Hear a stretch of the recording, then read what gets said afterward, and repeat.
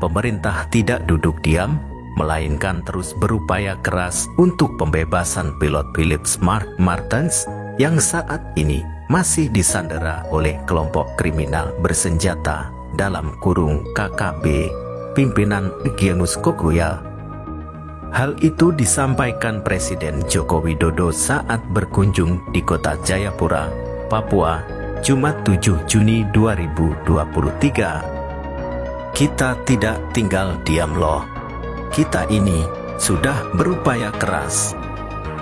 Tetapi kita tidak bisa buka di sini apa yang sedang kita upayakan atau kerjakan di lapangan, kata Presiden Jokowi Jumat 7 Juni 2023 di kota Jayapura.